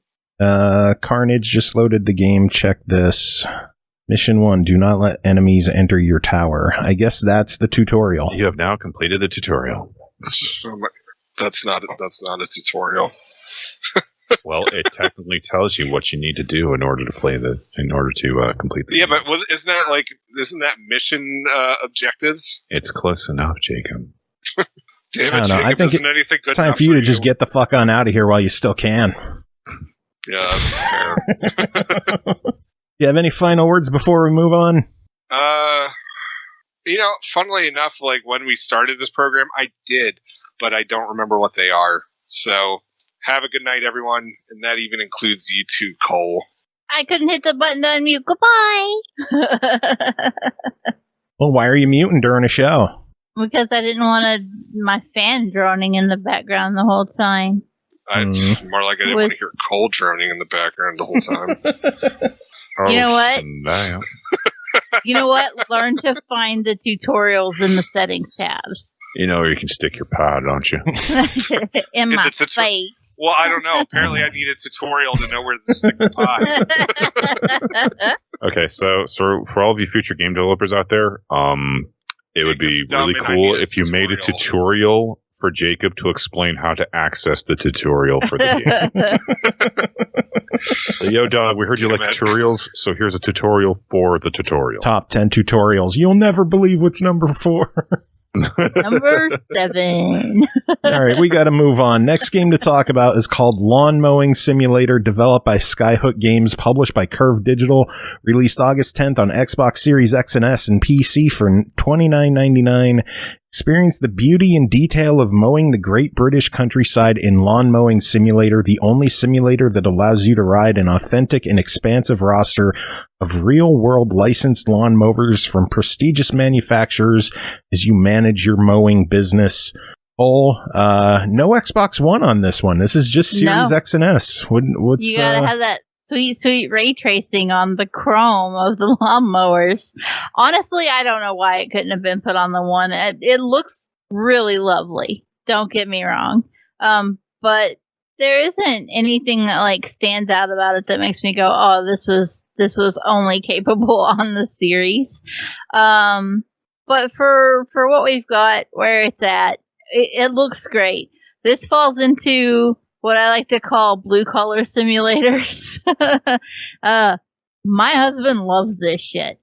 he's been waiting for Lawnmower Simulator. I think I'm a little tougher of a sell. I like fishing simulators, but once you get me into like power equipment and shit, I'm like, I'm not as thrilled, right? Fucking yeah! With the occasional exception for a tractor. Oh no, we're gonna hear Purnell a whole bunch because Hazy JT just gifted 5 subs to 5 different folks. Let's see, Trash Rando got one, Lucas got one, Root Beer's My Jam got one, Evan Smile, and Jeff That Noise. Jeff Ball got one. Wow. Video game composer Jeff Ball got a sub to our channel. Fucking yeah! Fucking yeah, that's right, Purnell. I'll wait for the fucking ES to run out. Oh, it's going to be a while, I think. I don't know how many more there are. Terrible. I guess they're fucking yeah! Oh, no, there's another one. Fucking delayed, yeah. Love it when you get bombed with subs. And we got especially like when you have like a really long notification, and then you suddenly, then after like the 4th or 5th one, you're like starting to consider like maybe I should have a shorter soundbite. That's why mine is literally just Purnell going fucking yeah. That's it, and we're good. So yeah, are we? Okay, what was that talking about? Lawn mowing simulator. So, I'm definitely more of like the fishing simulator type. But I don't mind a good blue collar working sim every now and then myself. So for this one, you've actually got to start your own lawn mowing business. You get to name your company, you get to pick your logo, you get to pick your avatar. They actually had a few options for female avatars. Wasn't mad at any of it. Worked fine. Would have liked to have seen a redhead. I don't know why gingers get neglected in all these games. No love for gingers. But yeah, it's always the gingers that get left out. I've seen a few times too where there's been like other games that have to put out patch notes and like, we're added redheads, fucking finally. So here we are, no redheads, but carry on with what you got. You spent way too long talking about that. I know it. I spend a long time talking about a lot of stuff that I don't need to spend a long time talking about. Yeah. Anyway, I want to know how it actually works with mowing the grass, because when I was younger in a previous life, I used to do lawn maintenance with my dad, and I would ride like these Skag mowers. I recognized Skag from the write-up as one of the brands in the game, and I used to just ride and cut the grass, and I've always enjoyed just sitting down on a riding mower and going at it. It's this might relaxing. Actually like bring you some peace, because you get to choose from the lawnmowers that you start off with. There's a couple that you can afford in the beginning, and then as your business grows, you can hire additional helpers who may or may not be there when you need their asses. They like to go on vacation at inopportune times, as they do. But you'll get to buy more equipment and better equipment as you play. So basically what happens is when you have a contract to mow, you will start off with a tractor with a trailer, and then your riding mower is on the back of it. You got to go up to it, click to sit on it, and then you'll hold X to start it. Then you'll be able to pull off of the trailer and onto the grass. And then from there, you will, you'll need to like set your throttle and all that shit before you can go to. And then once you're actually on the grass, then you can engage your blades. You have to set the right grass height, because if you hit shit or if you put the blades down when you're not on grass, that'll actually damage them, and then you won't cut as well.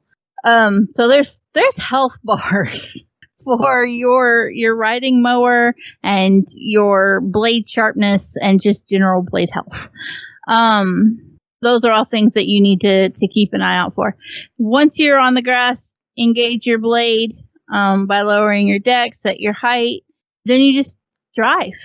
You just you're driving a racing game, but it's a lawnmower and you're going 4 miles an hour in a circle, cutting the grass. And I love. This sounds so relaxing. It really kind of is, right? It's just one of those, like, you don't have to put in mental effort. You're like, as long as I can hold the trigger and keep the mower going at a steady pace and I'm not missing gaps. I love to yell at David when he's like in the zone and he's just playing Lawnmower Sim and I just randomly go, hey, you missed a spot, and I just throw it all off for him. He has to go back and fix where he missed. But you just kind of, you zone out and you get into it and you're just like, I'm relaxed and I am at peace and the yard looks good. Yeah, it's just one of those, it's kind of like how people say, oh, pressure washing simulator, you just kind of vibe and it's satisfying. You get that same feeling with something like Lawnmower Sim where you're just like, I'm just in a moment. I didn't complain about this, but David complained that he wishes that more of the mowers, especially the higher end ones, had like a cruise control setting, because I guess apparently that's a thing real lawnmowers have and I didn't know it. Yeah. And he was like, it would have been nice if they had a cruise control so you could just cruise. And I was like, the lawnmower though. And he was like, inauthentic lawnmower is inauthentic. Thumbs down. Yeah. My mom's old riding mower had a cruise. You would just like set the accelerator where you want it, hold the button down, and it just keeps going at that speed. It's like cruise control. It's weird. Apparently the one that we have out here has cruise control, and I didn't even know. And I was like, I'm sorry, what? Yeah. So that's a whole ass thing. And that was really his only complaint. He was like, I just wish that it had cruise control. No, otherwise $30. What are you thinking about this one? Yeah. I think if you like these kind of simulators and you like, or you just really into doing lawn work and you want to vibe out and mow some grass, spend your money. It's worth it. It's a good one. Cool. Yeah. Here's my jam saying lawns suck. They're a big waste of water. I didn't choose to have a lawn. I don't like it. Like we have a small little backyard. If it were up to me, I would just pave it all and like throw a basketball hoop back there. We have a large yard, but we don't water it. If it gets water, I was going to say, I never we don't water yard. that shit. You've been here. You know what our backyard looks like. We give a shit about having a pretty looking lawn. Yeah, no, like you know what? I was actually bitching at David a couple of days ago because I was like, you're sitting in here playing Lawnmower Simulator and our yard needs mowed. Nice. Yeah, but that's actual work. I know.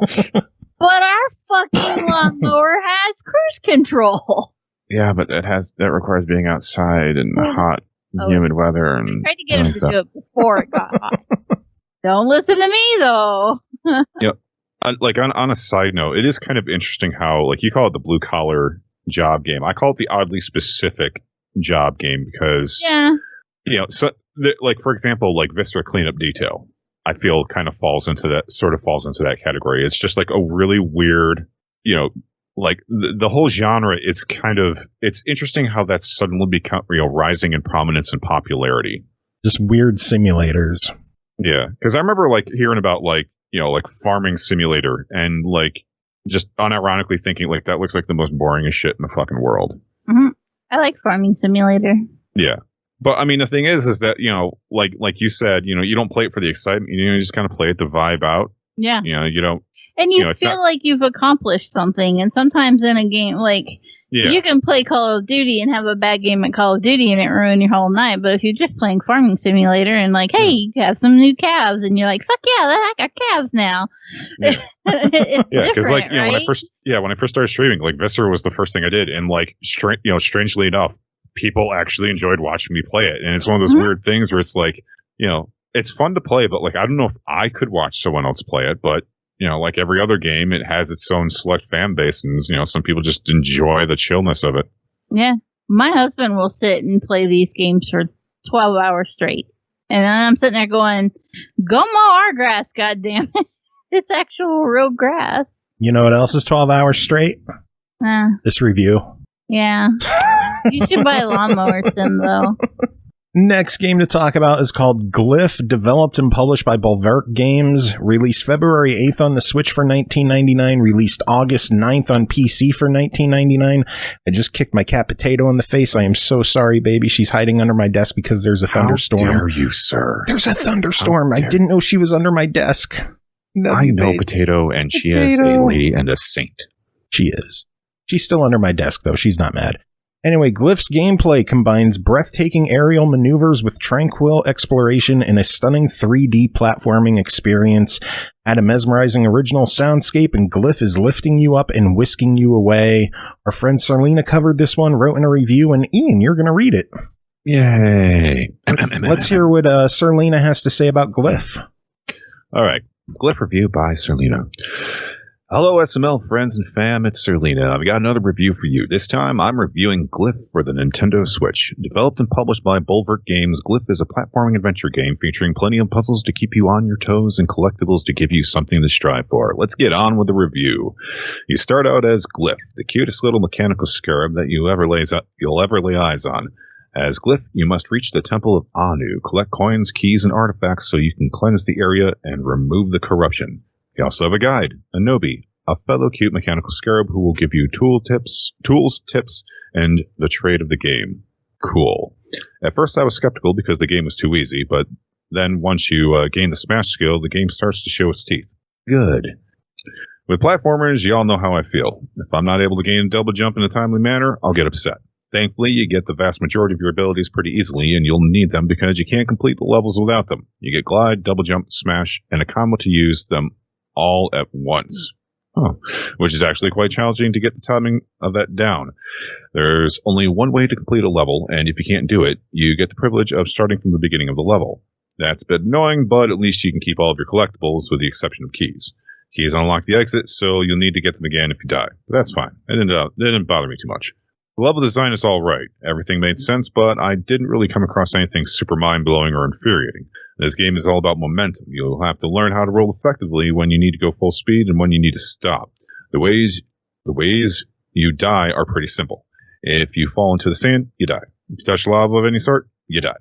Stay on the path, y'all. Each time I died, I knew why I died and what I needed to do to not die the next time. Was this easy to pull off? Not all the time, but that's the point. Of course, we can't forget about our collectibles, can we? No, you collect coins, which you need to open up more levels. You also collect keys, which you can't leave without those. You collect gems, which unlock more wings of the temple. Lastly, you get artifacts, which are used for more levels or costumes. I don't know if costume is the right word here, but you can have different characters, and they're all really well designed. Also, can't forget, you can unlock Trials mode.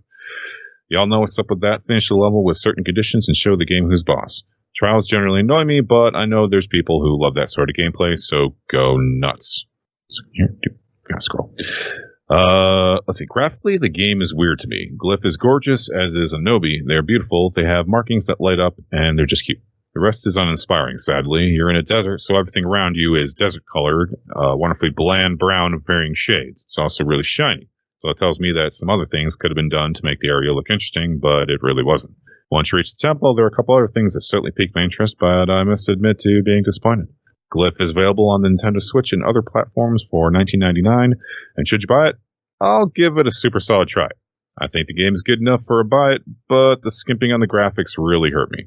Besides all that, I do think it's worth your time and money. There's over 80 levels and a ton of things to gather, so you have plenty to do. Go roll and be free. Cool beans. Sounds good. Hopefully they bring that to more platforms. It, like I said, February it hit the Switch, August it hit PC, and we'll see from there. Yeah. All right, next up is Dwarrows, developed and published by Lithic Entertainment, released August 11th on Xbox One and PS4 for $29.99. Build and grow a new settlement and explore the land surrounding it in this peaceful action-adventure and town builder. Search the lush forests of Duskin Woodlands for resources and adventure through the mysterious new places to find lost artifacts. Cole, tell us about your time with Dwarrows. So the Wood Elves' previous settlement got washed away in a flood, and now the elf queen leader has said, hey, we're gonna choose a couple of elves and let them set out to recolonize. Feel a little squeaky using that word, but recolonize a new area and set up a new city for the elves. So you have 3 elves that you start off with, and they have different abilities. One is very handy with a pickaxe and a hatchet, and so you can use that particular elf to collect resources like sticks and trees and stones and gold. The other elf is kind of magically inclined, and so he has like a witching rod that you can use to find hidden treasures. And then the other one is a carpenter, and you'll use that one primarily for building up your settlement. I'd like to say that at the heart of this, it's a city building sim, and I think it kind of wants to be. It certainly has city building sim elements, but it also really heavily focuses on that 3D exploration, almost to a fault. That may just be a me thing, because I really was looking forward to the city building side a little more. So I'm the opposite. I'm interested in this, but I'm kind of scared off by the city building. Yeah, the city building is very mundane, very simplified. It is not for somebody who like sees city building and thinks Frostpunk city building strategy, like this is like baby's first city builder. And I don't mean that in a negative way. It's just that it's very casual, very ease you in. It doesn't expect a whole lot out of you. As long as you can meet the basic needs of like, oh, hey, I found some trees and chopped them down and now everybody's happy, then you're fine. It really wants you to focus more on like going out and exploring and solving the puzzles that are out there. Unfortunately, I think the puzzles are one of the weaker elements. They're well done and they're put together well, but they're just finding them. They're so randomly scattered around, and sometimes you will just the biggest thing. It's a problem with the puzzles, but it's kind of a problem with the game overall, is that because you're forced to control these 3 different elves, when you're out exploring with one, if you swap to the other elf, another one, you can swap between them dynamically, but whatever you're doing with one, when you stop using it, it just stands there. So you can't like swap away from one elf after setting it to automatically harvest trees, for example. If you're not controlling it harvesting trees, it's not harvesting trees. So the other ones are just standing around staring at the sky while you're doing whatever with the third elf.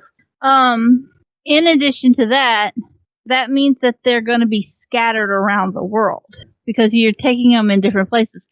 So if you find a puzzle and you need all 3 elves to solve it, you have to hope that there's like a portal that will let you teleport the other elves to you.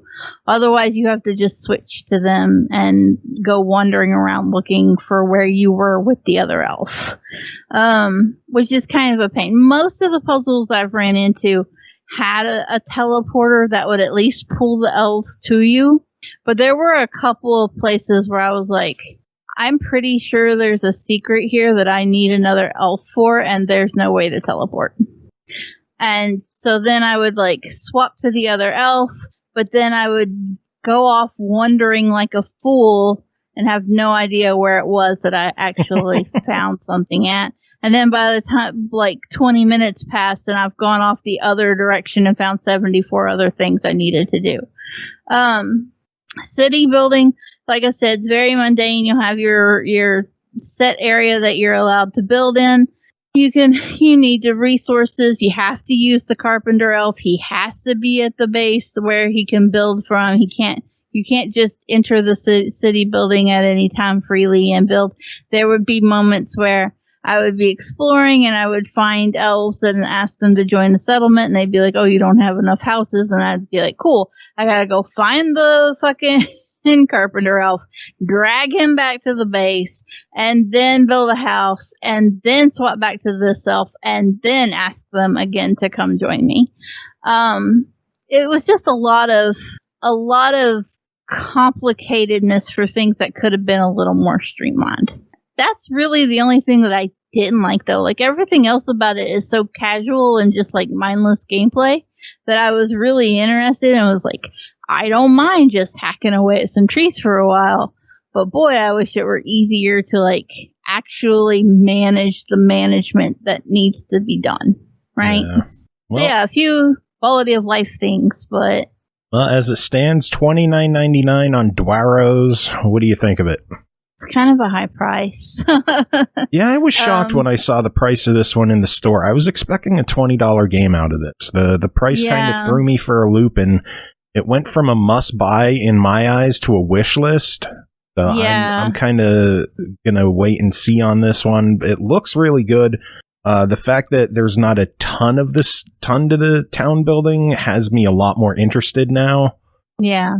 But I think that was the harder part for me too, is that because I was so roped in by the idea of it being a city builder, and then it was so much more scaled down than I was expecting. That makes it a little harder for me to be like, yeah, this is a great game for city builders and it's worth $30, because it's like, 20, like you said, 20 would have felt like a more comfortable price point for it. But as it is, like, if you really like the idea and you're looking for that kind of relaxing, no risk gameplay, or if you have kids that might be interested in wanting to play a city builder or a management game, then it would be well suited to them as well. Cool, sounds good. And it is rated E for everyone, so it is. Yeah, the number 3 started playing it. So. Nice. All right, next up is The Last Survey, developed by SA Games, published by RedDeerGames, released August 6th on the Switch for $14.99. You play the role of a specialist contracted by a big company. You discovered something very disturbing about the future of the entire planet, and it's up to you to deliver the bad news. Surlyna covered this one as well, wrote in a review. Ian, what does she say this time? Let's see here. Girls, Surlyna, and this week I'm reviewing Last Survey on Nintendo Switch, developed, published by Nicholas O'Brien. The Last Survey is an essay game. Well, all right, let's see. Since you just pretty much recapped that, let's get on with the review. As with most essays and visual novels, I can't get into the story too much as I don't want to spoil the story. Instead, I'll talk about the quality of writing and how the story made me feel. Gotta say, the story is incredibly well done. Nicholas does a fantastic job of weaving an interesting story. The level of detail put into each word and the effect that it gave me was surprising.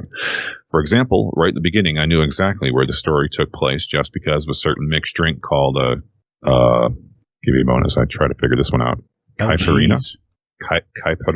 Caipirinha?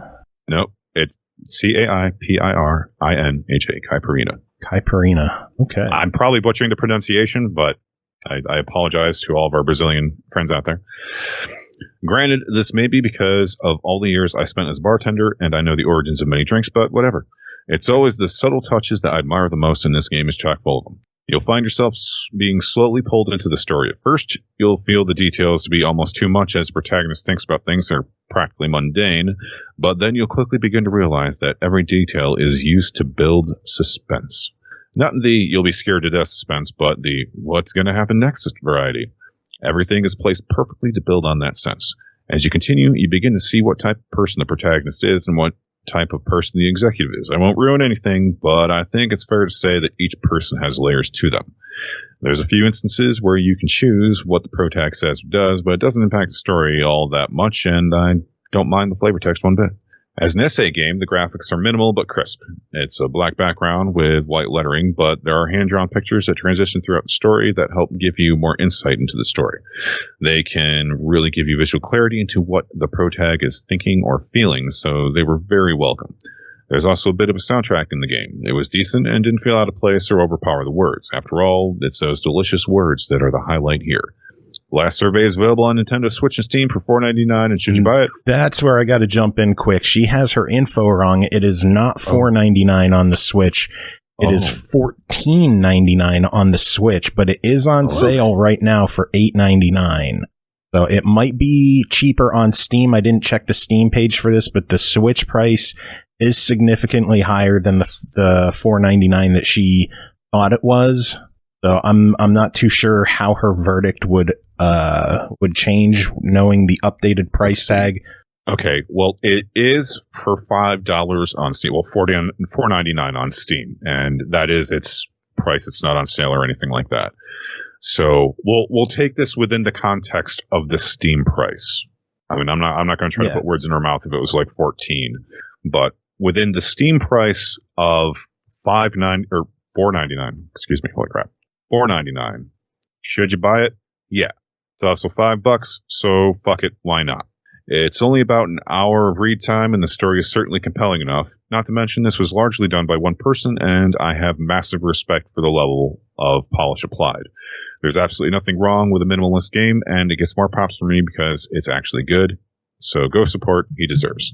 All right, so as far as the Steam price of $4.99 goes, it sounds like she's totally on board and wholeheartedly recommends it. As for the Switch price of, what was it, $14.99? Yeah, is that what you said? $14.99 for the Switch. It is on sale right now. It is showing $8.99. I don't know how long that sale will be for. So I just based off $14.99, I would wager that she would give it more of a try it verdict. Yeah, maybe slightly more tentative try it. Yeah, based on I the don't want to price put words of in her it. mouth, but yeah. But yeah, it sounds like a good experience. Yeah, if you can get it for $5, she wholeheartedly recommends it. Cool. There you go. All right, next up is Yonder, the Cloudcatcher Chronicles, developed by Prideful Sloth, published by Merge Games. It released August 5th on Xbox Series X and S and PS5 for $29.99. Unwind and enjoy the slow life in Yonder, the Cloudcatcher Chronicles, a relaxing open-world adventure game. Cole, you checked this out a while ago, and it is now available on Series X and S and PS5. What's up now? So it's 4K now. Yay! Is it prettier? Yeah, it is. But it's also got a little bit of issues. I don't know if it was HDR on my TV that was proven to be the problem. But there were certainly some scenes that were a little more washed out than they should have been. And also because the colors are darker on the menus for crafting, sometimes they're a little too dark and I can't tell what the fuck I'm looking at without the descriptive text. I can't find the setting to fix this. I assume it must be my TV because I can't find anything specifically that says like HDR is turned on. So either it's my TV doing it or the Xbox is auto adding HDR. It's not to a point that it's game breaking and I can't play it, and it doesn't affect the fact that the game just looks prettier. Like, that's still very clear. Everything's a lot more crisp.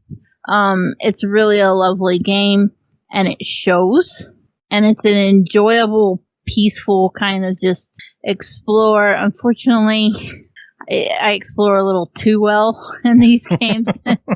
I get lost, and then I have like a to-do list that's like 90 miles long, and I'm sitting there going, I don't know what to do first because I'm just been walking around casually picking these pretty flowers. But yeah, apart from the newfound oversaturation of some of the menus, man, it looks good. I already really enjoyed Yonder when I played it the first time. And I think it was one of those games that, like, not enough people gave the time of day to. But as it is now, it's just like, how can you not take some time and play something like this?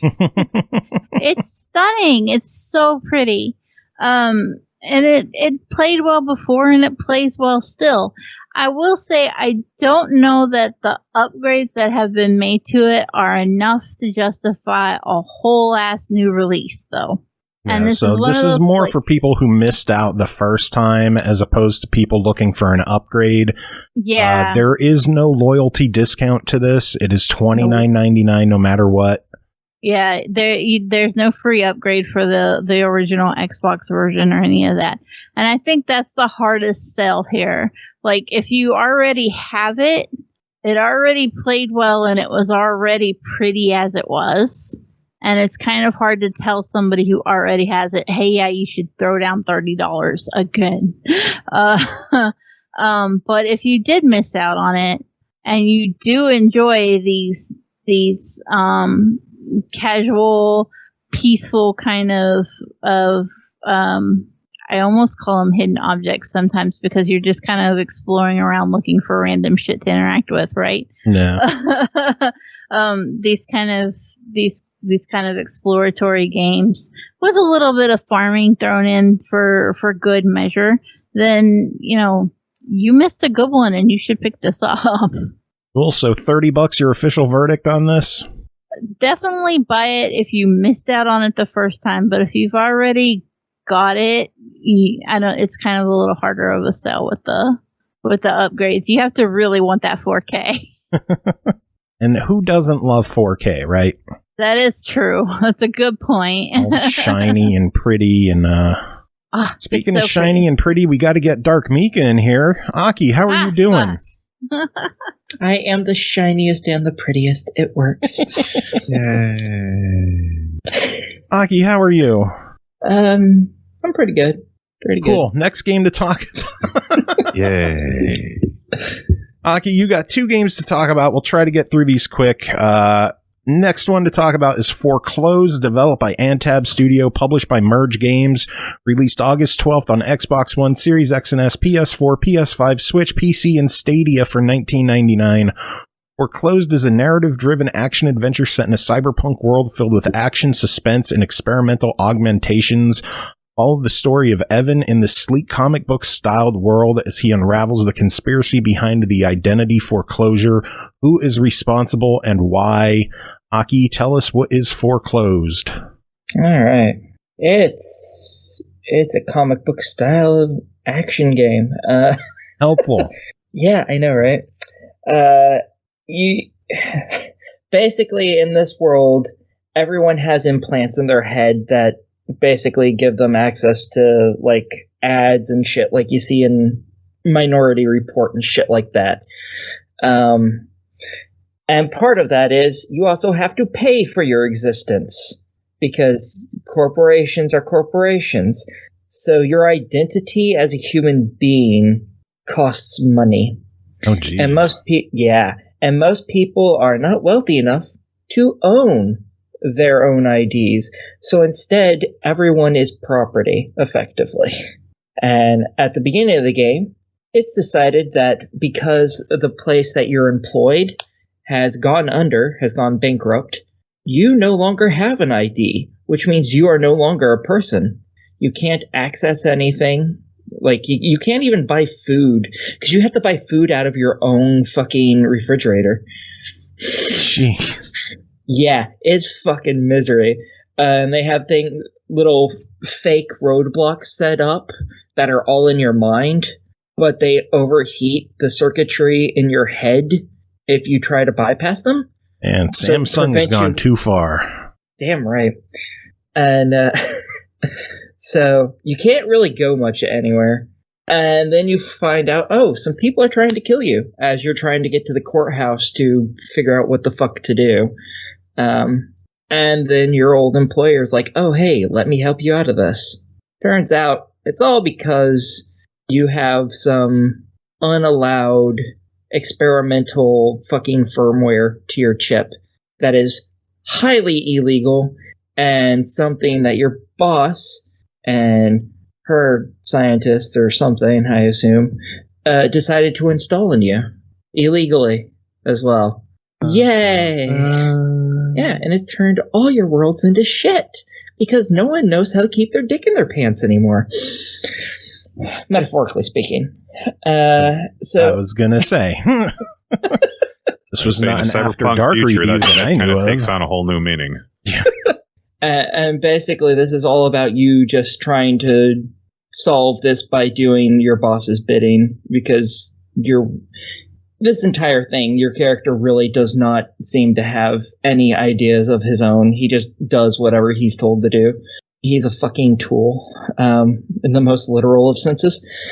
And yeah, this firmware gives him super access to his fucking implant and gives him all new special abilities like telekinesis somehow, and being able to overclock his guns without using ammunition. somehow, and creating shields with mind powers somehow. Yeah, they don't fucking explain any of it.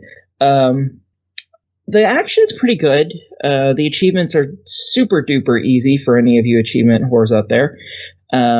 All the secret achievements are just for playing through the game, and all the ones that aren't are just for killing people in one of a handful of different ways. Just 2 different versions of those.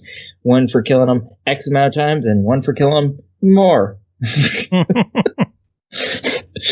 So, yeah, pretty easy. The game takes I don't know, 8 hours maybe to 100% it. The art style's pretty nice. The voice acting is so-so. The story is, well, I guess it has a story maybe. The story is not particularly impressive. It's told in tiny little amounts as the characters bicker back and forth, and it's kind of crap. I'm not gonna lie, it's not very well written. And they don't really explain fucking anything at all about anything, period, ever in this entire thing. Which is kind of sad, because it seems like an interesting world and an interesting concept, but they just didn't really do anything with it. It seems like they created the gameplay and the levels, and they're like, oh, maybe we want some story to string all this stuff together a little bit. But so the it's fun, it just good. Doesn't feel like there's a purpose. Yeah, very much so. The action's pretty fun. I will definitely give them that. The gunplay is fine. It's not like the best gunplay ever, but for a little indie game, this is pretty nice. The special abilities are fun. You can pick up people and shoot them in the air. You can grab objects and throw them at people and kill them. It can be pretty fun. So I'm not shooting with humans. Exactly. And there's 2 different endings, which aren't impacted by anything other than a choice at the very end. Well, yep, and it takes all of 5 seconds to go through either one of them. Well, no, because Mass Effect had a longer ending. Oh. And it had pillars. Oh. All right. Well, this one is $20 right now. It is also on sale for the next 2 weeks for $15.99. What do you think of this one? I say wait to get it on a sale. There's not a lot here, and the story is not particularly good. And for me, that's usually what sells these games. Technically, it is on sale. Is $15.99 a good enough sale? I don't think so. I'd wait until it was like $10-12, personally. All right. The action isn't too bad, but there's not a lot of it. Sadly, this game is very short. Oh, all right. Well, one final game to talk about tonight is called Crimson Spires, developed by Woodsy Studio and eastasiasoft, published by eastasiasoft, released August 11th on Xbox One, PS4, PS5, and Switch for $19.99. Who can you trust as you investigate a town mysteriously cut off from the rest of the world? Aki, tell us about Crimson Spires. Okay, you play as little hottie detective number 1 in this, and you're on, I assume, vacation or something, when you're called up by your boss and told, hey, yeah, prison transport vehicle carrying a serial killer has gone off the rails. Go find it. You're close. So you do. And there you meet one of your future bachelors for this game, August, also known as the Heartbreaker, a serial killer who rips people's hearts out, dissects them, and stabs them into the ground. Oh, so it's not just a catchy title. No, probably not. After you find him, everything kind of goes to shit. You find the prison transport van has crashed. All the people are dead, except for one that you find. And, then August gets the jump on you and takes the other agent with a piece of glass by the throat. And it's like, yeah, I'm going to get out of here now. You can fuck off. And then suddenly, the ground explodes and giant spires come out of the ground. And they're covered in bright red. Now you get the name of the game. Yeah. Makes sense now. Yeah, and all 3 of you are in a state of shock. And of course, the other officer decides to walk over and pop goes the weasel with his head popping like a zit, which is real fun. And then it skips to 6 months later.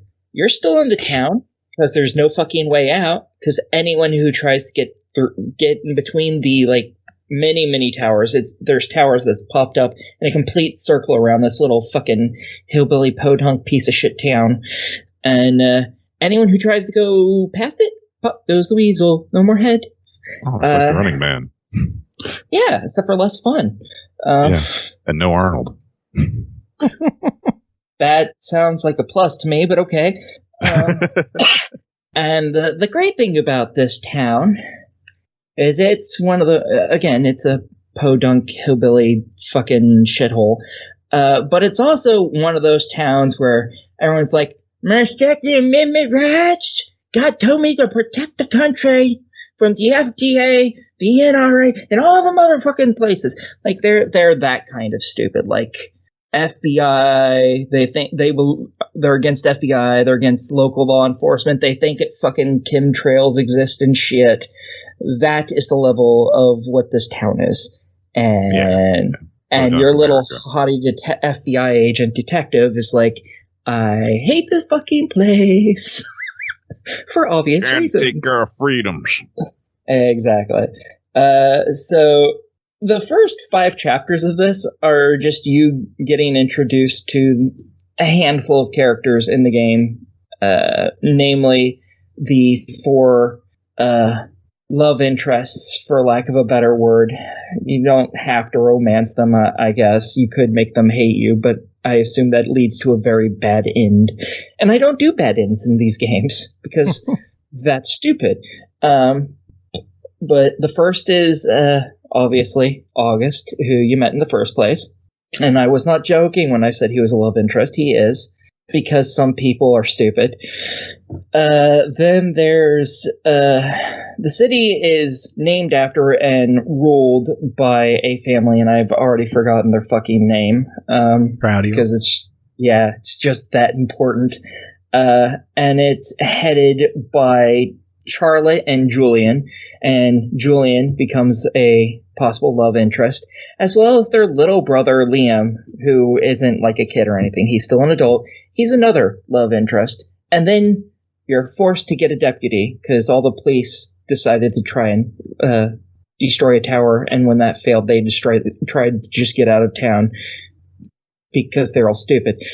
So you're literally the only sheriff in the town, the only police officer at all. So the family decides you're getting a deputy, and they just hand you over a young woman named Madeline, who goes by Maddie. No training, no nothing. She's not a cop. She doesn't know shit. She's like a farm hand. It's like, this is your new detective now. Have fun. God. Yay. Yeah. And you're trying to find 2 missing teenagers, which just that's all you're doing for the first 5 chapters, is just getting used to these 4 people and Charlotte the bitch, and trying to find these 2 kids, trying to figure out what the fuck happened to them, because you don't find any of their bodies anywhere around the any of the towers, because the officer has counted them on a regular basis, because some people just decide to give up and go pop goes the weasel themselves to make life easier. Because, you're not going to fail suicide attempts if your head explodes, I guess. So you never know. I mean... Yeah. I guess it's possible they could... I mean, lawyers do exist, so... Yeah. My mom works for lawyers, so I get to make that joke. So anyway... Yeah, so she knows how many people's out there, so she counts them. She's like, okay, they're not here. So she has to figure out what the fuck has happened to them, because she doesn't know. And that just leads to a lot of weird shit afterwards that I don't want to get into, because it does ruin parts of the story. But in chapter 6, there's only 10 chapters in the game, but in chapter 6, you decide who you're going to partner up with to solve the questions of the city. Any one of those 4 are choosable, and they all go in completely different paths. So you really do want to play it all over again. Or if you're me, you do the smart thing and you make a save right at the beginning of that chapter and then play through one and go back to that save and play through the fucking next one and just keep doing that because you have a few brain cells to rub together. So each one of them is a love interest. I only played through Maddie because obviously I was going to pick the only lesbian romance in it because obviously. Yeah. And then I went for Liam because he's just adorable. I don't know when or if I'll bother with the other two because the other two are clearly self-important assholes. Oh God. Well, Crimson Spires is sitting at $20. It is also on sale for the next 2 weeks down to $15.99. What do you think? Totally worth it. It's really well written. I love the characters. It's mostly voice acted. Sometimes some lines are just little snippets, but lots of lines are actually fully voice acted. And everyone has very nice voices, especially Liam and Maddie. Cool. All right, well, that's it for this episode. Made it through. And this is where Cole would normally be like, hooray! But she got disconnected. Apparently, her computer blue screened a whole bunch of times. Ooh. So that sounds she fun. probably didn't update Skype. Yeah, fucking Skype. What exactly happened to your Skype earlier? What was that? What happened to Skype earlier? Exactly. Well, Windows claimed it had an update. Okay. So and it required a restart because, Windows. So I restarted and I clicked on the Skype button and nothing happened. Huh. So I opened up the File Explorer, went to the